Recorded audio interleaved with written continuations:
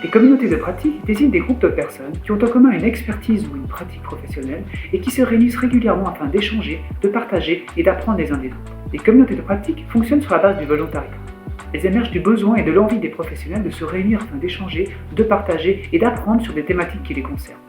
Les enseignants de la HESSO se réunissent régulièrement autour de thématiques comme le conseil pédagogique, l'enseignement des mathématiques, l'enseignement des langues, ou bien encore l'enseignement à distance et l'utilisation des technologies numériques dans l'enseignement.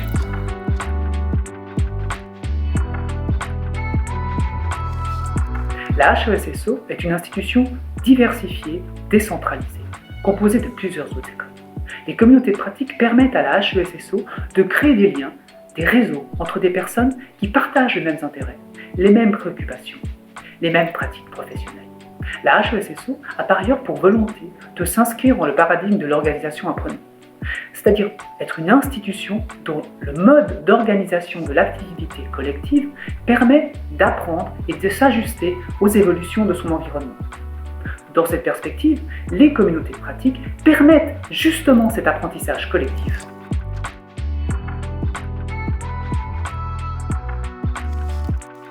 Participer à une communauté de pratique permet d'apprendre.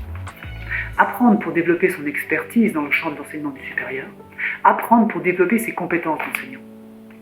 Participer à une communauté de pratique permet par ailleurs de formaliser son expérience professionnelle.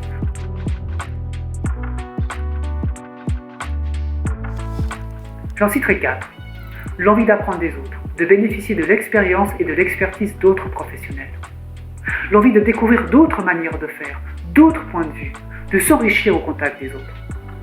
L'envie de promouvoir et de formaliser une pratique encore émergente et à laquelle on s'identifie et qui nous tient à cœur.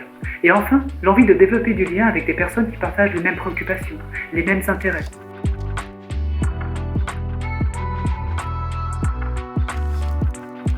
Une forme présentielle tout d'abord, classique. Les participants de la communauté de pratique peuvent se réunir sur différents sites de la HESSO de façon périodique. La communauté de pratique peut également avoir lieu sous forme virtuelle. Dans ce cas de figure, différents outils numériques et différentes plateformes numériques permettent aux participants d'entretenir des discussions de façon synchrone ou asynchrone, de produire ensemble différents documents, mais également de mettre à disposition de tous des ressources. L'avantage de cette forme virtuelle se comprend aisément dès lors que l'on considère l'éparpillement géographique des différents sites de la HESSO. Mais la communauté de pratique peut également avoir lieu sous une forme mixte, c'est-à-dire impliquer des réunions présentielles entre les participants et proposer à différents moments des séances de travail à distance en utilisant différentes plateformes numériques et outils numériques.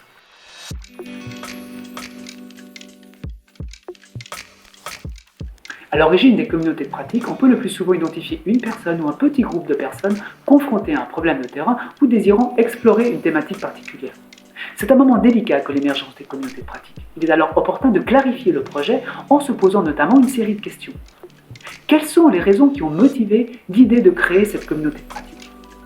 Quels sont les objectifs poursuivis par cette communauté de pratique? Quel format devra être celui de cette communauté de pratique? Devra-t-elle être présentielle, virtuelle ou mixte? Des ressources sont-elles à disposition?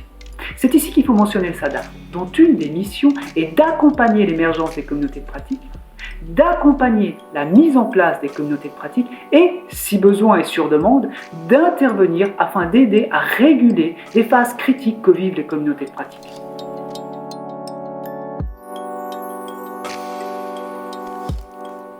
Dans une communauté de pratique, les participants analysent ensemble des expériences et des pratiques afin d'en identifier les points forts et les points faibles et les faire évoluer.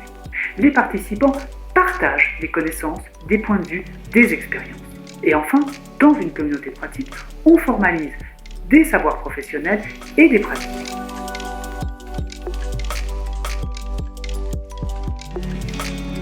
Un noyau dur soudé qui porte le projet de communauté de pratique.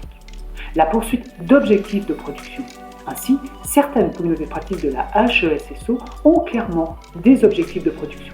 Cela peut être un guide de bonne pratique, un cours sur la thématique considérée ou bien encore des ressources.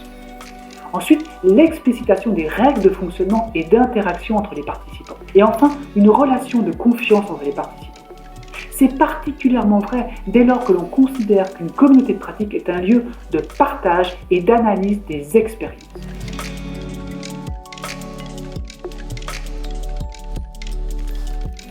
On peut faire l'hypothèse que la crise du Covid-19 aura un impact sur les communautés de pratique, à deux niveaux. Au niveau des thématiques travaillées par les communautés de pratique, mais aussi au niveau des formes que prendront les communautés de pratique. La crise du Covid-19 a donné lieu à un basculement dans une logique d'enseignement à distance. On peut raisonnablement imaginer qu'après cette crise, l'enseignement à distance bénéficiera d'une place plus importante dans l'offre de formation de la HESSO.